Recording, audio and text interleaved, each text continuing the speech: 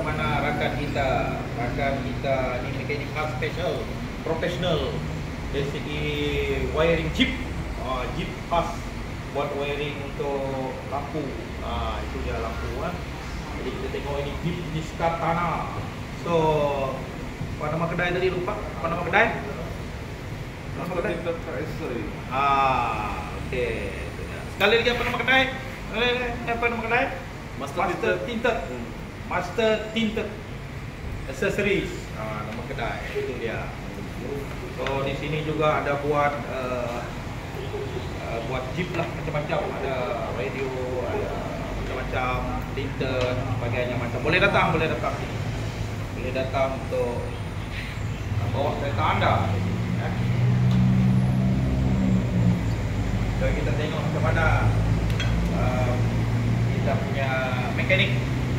Komen profesional buat wiring.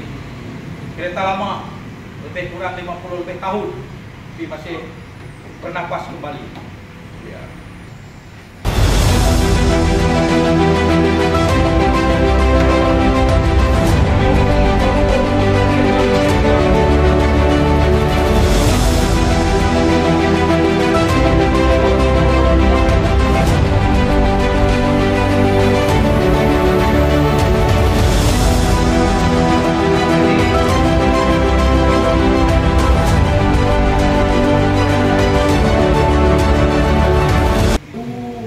Itu dia aksesoris, macam-macam aksesoris ada.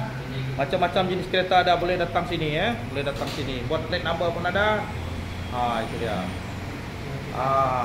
Yang sebelah kiri boleh custom. Ini dia boleh custom.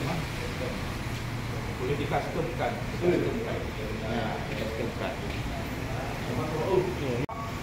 Ada jual aksesoris untuk speaker, ada power amp, ada macam-macam ada. Steady gitu.